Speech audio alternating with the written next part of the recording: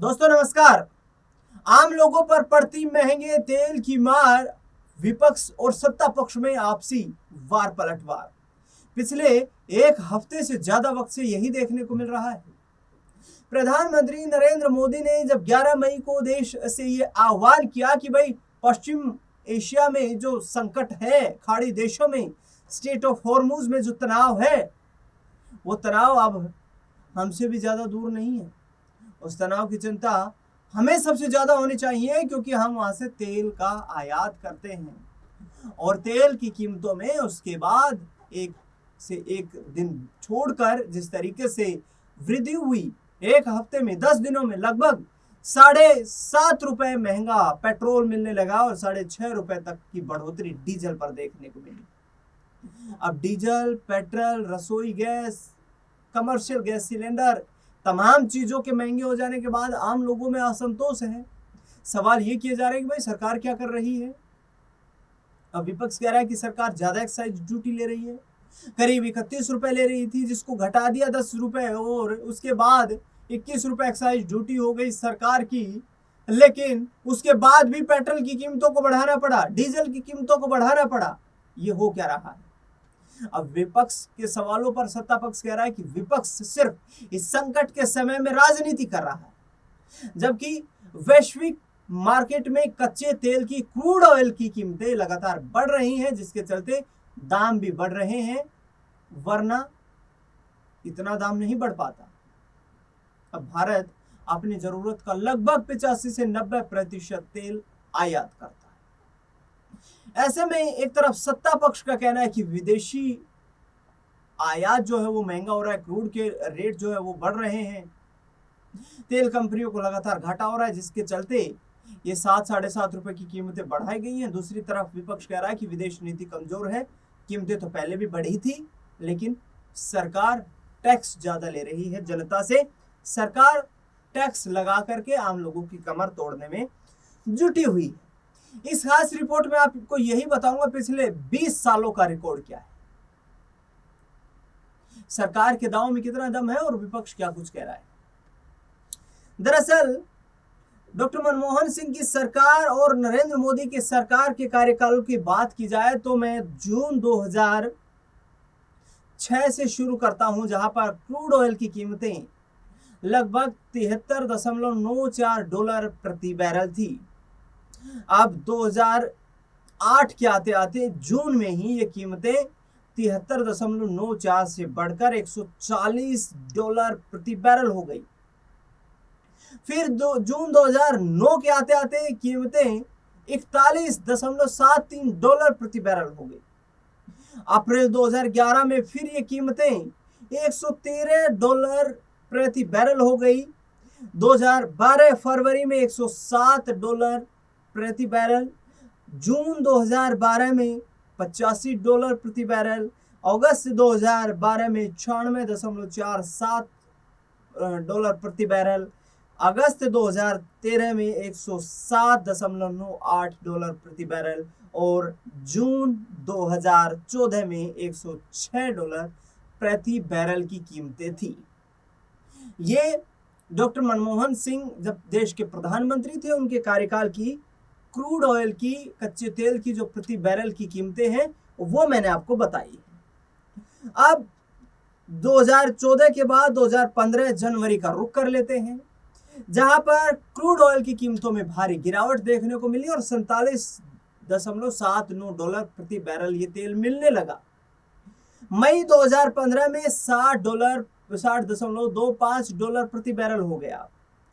फरवरी 2016 में $32.74 प्रति बैरल, मई 2016 में $49.10 प्रति बैरल, जून 2018 में $74 प्रति बैरल, दिसंबर 2018 में $45.15 प्रति डॉलर, अप्रैल 2020 में ऑल टाइम डाउन लो पर $19.24 प्रति बैरल, मई 2022 में $114 प्रति बैरल, सितंबर मई 2023 में $75 प्रति बैरल, सितंबर 2023 में $90 प्रति बैरल, अप्रैल 2025 में $58 प्रति बैरल, जुलाई 2025 में $70 प्रति बैरल, दिसंबर 2025 में $57 प्रति बैरल और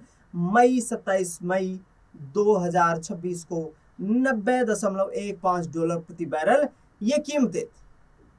अब यहां पर देखिए $90 प्रति बैरल 27 मई 2026 को क्रूड ऑयल की कीमतें विभिन्न रिपोर्ट्स बता रही हैं। इनमें कितनी सत्यता है कितनी नहीं ये भी कॉन्ट्राडिक्टरी है, तो इसकी पुष्टि भी पूर्णतया तो नहीं की जा सकती है, लेकिन एक आइडिया लिया जा सकता है।